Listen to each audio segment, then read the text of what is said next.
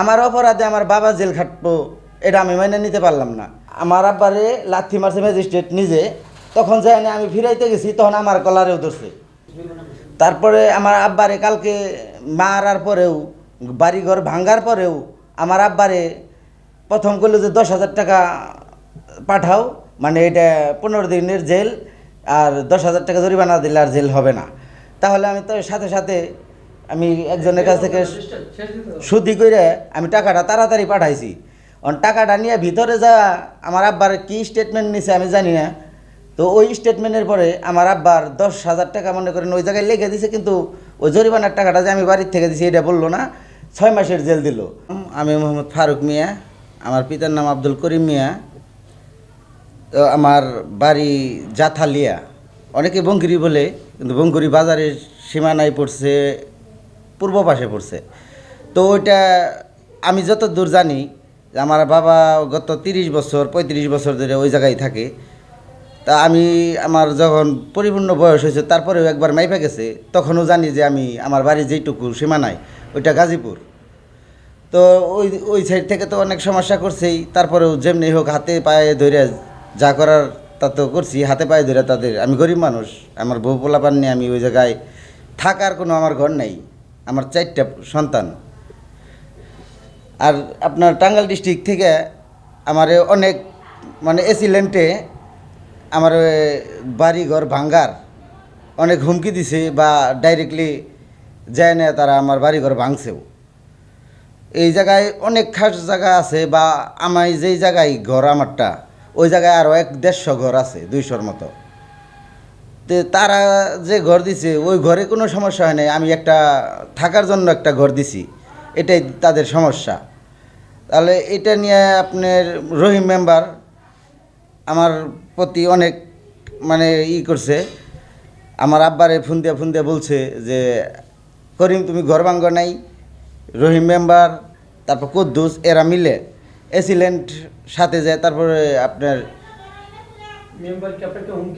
হ্যাঁ, আমাকে বারবার আমার বাবাকে দিনে কমপক্ষে 5 থেকে 6 বার আমার বাবাকে ফোন করছে, করিম ঘর ভাঙ্গ নাই, মিস্ত্রি লাগাও নাই। কয় না আমি তো মিস্ত্রি পাই নাই। আমার আব্বা আবার এই উত্তরটা দিছে। সে বলে যে ঠিক আছে ঘর ভেঙে নেও নাই, আমরা এই বেগুনিয়ে ভেঙে দিব। ওখানে তো 150 ঘর, তাই না? জি। তো ওখান থেকে সব ঘর বাদ দিয়ে আপনার ঘর কেন ভাঙতে বলছেন? কারণটা কি সেটা বলেন। আমি সত্যি জানি না যে এটা কোন কারণ। আমার বাবাই চা বেচে খায়, আমার আব্বা চার দোকানদার, আমি কিন্তু ভিন্ন খাই। তো ভাঙতে গেছিল কবে? ভাঙতে গেছিল সেখানে কি হয়েছে সেই বিষয়টা একটু বলুন। কালকে বিকালবেলা গেছিল, তার আগেও একবার যে ভেঙে দিয়ে আসছিল, মানে যেটুকু আসছিল কালকে যে আমার আব্বারে যে না মারধর করছে আপনার ম্যাজিস্ট্রেট। মারধর করছে কি, কোন বিষয়টা নিয়ে? যায় না খালি ধইরা নিয়ে আমার আব্বারে 3 জনে ধরছে। ধরার পরে ম্যাজিস্ট্রেট 3টা লাত্তি 4টা লাত্তি দিছে।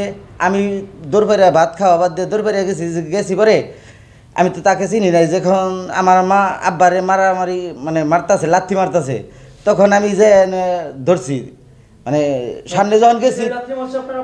জি, আমার আব্বারে লাথি মারছে ম্যাজিস্ট্রেট নিজে, তখন যাই না আমি ফিরাইতে গেছি, তখন আমার কলারেও ধরছে। আমার কলারে ধরছে পরে আমি জ্যাংটাতে ছুটছি। ছুটার পরে সে মনে করেন আরও হুমকি অনেক কিছুই দিছে। আমার মেয়ে, ছোট এক মেয়ে, আমার ছোট ভাই বউ গর্ভবতী, সে আমার মা, সে চলতে পারে না, এক পাও ন্যাংরা, মানে অ্যাক্সিডেন্ট হয়ে করছিল। পরে রড ভরা তো সবাইকে হুমকি দিয়েছে যে পুলিশ যদি নিয়ে আসতাম তাহলে তগো মহিলা পুলিশ নিয়ে আসলে তগো মানে মহিলা ডিউ নিয়ে পড়তো, এরকম হুমকিও দিছে। আর ওই জায়গায় যে অনেক হুমকি দিছে। আর ওই জায়গায় তারা 4 জন মানুষ গেছিল, ম্যাজিস্ট্রেট আর 3 জন গেছিল। যাওয়ার পরে এর মধ্যে কোনো পুলিশ ছিল না, তখন অনেক মানে আমার আব্বারে ধরে মারা শুরু করছে। আরেকটা কথা জানতে চাই আপনার কাছে, আপনার ঘর উচ্ছেদ করার আগে আপনার কাছে কোনো মাধ্যমে কি টাকা পয়সা দাবি করছিল কি, এটা একটু জানাবেন। হ্যাঁ, আমার কাছে টাকা পয়সা দাবি করছিল। তো তাদের যেই পরিমাণ চাওয়ার আমি এটা দাবি করছিল, রহিম মেম্বারও দাবি করছিল, আপনার নায়েব সাহেবও দাবি করছিল। তো তাদের পরিমাণ চাহিদা আমি পূরণ করতে পারি নাই, কারণ আমি না, আমার ওই সাধ্যটা নাই। আমার ওই ঘরটাও আমার শ্বশুর বাড়ি থেকে টাকা দিছে, আমার কয়েকজনে টাকা দিয়ে আমার ওই ঘরটা অতটুক মানে বউ পোলাপান নিয়ে থাকি জানি এর জন্য অতটুক করছে। আপনি বাবা কানার পরে কি করেছে দেশে কি করছে জেল দিছে না কি করছে জরিমানা করছে? তারপরে আমার আব্বারে কালকে মারার পরেও বাড়িঘর ভাঙ্গার পরেও আমার আব্বারে প্রথম করলো যে 10,000 টাকা পাঠাও, মানে এটা 15 দিনের জেল আর 10,000 টাকা জরিমানা দিলে আর জেল হবে না। তাহলে আমি তো সাথে সাথে আমি একজনের কাছ থেকে সুদি করে আমি টাকাটা তাড়াতাড়ি পাঠাইছি। টাকাটা নিয়ে ভিতরে যা আমার আব্বার কি স্টেটমেন্ট নিছে আমি জানি না। তো ওই স্টেটমেন্টের পরে আমার আব্বার 10,000 টাকা মনে করেন ওই জায়গায় লিখে দিছে, কিন্তু ওই জরিমানার টাকাটা যে আমি বাড়ির থেকে দিছি এটা বললো না, 6 মাসের জেল দিল। তা আমার বাড়ি ঘর সবই বাংলো, তাহলে আমার আব্বার জেলও দিল বাড়িঘর কি আপনি না আপনার বাবা? না। আমার বাড়ি ঘর আমার আব্বার সাথে আমি ভিন্ন খাই, আপনি ঘরটা দিছেন? ঘরটা আমি দিছি। আমার 1 টাকা আমার আব্বা খায় না, আব্বা ওই চার দোকান করে এমনিই চলে। তারপরেও আমাদের কোনো ভাইয়ের টাকা 10 টাকাও ই করে না। তো আমার এটুকুই যে 10,000 টাকা নেওয়ার পরে আমি টাকাটা সুদি করে দিছি যে আমার বাবা তারে আমি জেল খাটতে দিব না। আমার অপরাধে আমার বাবা জেল খাটবো এটা আমি মেনে নিতে পারলাম না। যদি আমাকে বলতো যে তুমি আসো তোমার বাবাকে ছেড়ে দিন, আমি নিশ্চিত আসতাম। আর আপনার আব্বা তো মনে হয় একটু অ্যাবনর্মাল। আমার আব্বা আসলে একবারে অ্যাবনর্মাল। আমার আব্বা কি যেহেতু কি থুয়ে কি বলবো, মানে ওর তার স্মৃতিশক্তি অনেক টাইমে কাজ করে না। এখন আপনি কি চান? এখন আমি এটার সুস্থ একটা বিচার চাই আপনাদের কাছে, যে আমার ঘর ভাঙছে, আমার কাছে টাকা নিছে, আমার জেলও দিল, তাহলে আমি বিচার থেকে শুধু আমার উপরেই নির্যাতন করা হলো না। আমি আপনাদের কাছে এটার একটা পরিপূর্ণ বিচার চাই।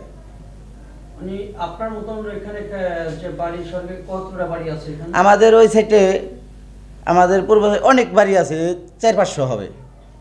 আর বাজারে আছে 300-র মতো, সব খাটজন সব খাস। ওই বাজারে যেগুলা জমিতে যেই জমি আমার বাড়ি ওই জমি। আপনার জায়গাটার পরে কিন্তু বেশি। জি, আমি ঘরটা করছি, আমার পরেও ঘর দিছে বাজারে, তাদের কোনো সমস্যা হয় নাই, শুধু আমার বাড়িটাই ভাঙছে। সেটা ওয়াল করে উঠাইছে, তার ওয়ালে আঘাত করে নাই, কেউ কেউ তাকায়ও নাই। তাহলে কি তারা টাকা পয়সা দিয়ে ওগুলো করে? আমার কাছে টাকা পয়সা চাইছিল, আমি দিতে পারি নাই অতটুকু। যে পরিমাণ চাইছে আমার ওই পরিমাণ দেওয়া সম্ভব না। কত টাকা চাইছে আপনার কাছে? আমার কাছে 2 লক্ষ টাকা চাইছিল। কে চাইছিল টাকাটা? এটা চাইছে নাইবে রহিম মেম্বার, এরা মিলে আয়ে বাড়ানো রহিম মেম্বার। আমার 2 লক্ষ টাকা, আমি 2 বছরে ইনকামও হয় না আমার। আমি সিএনজি চালাই,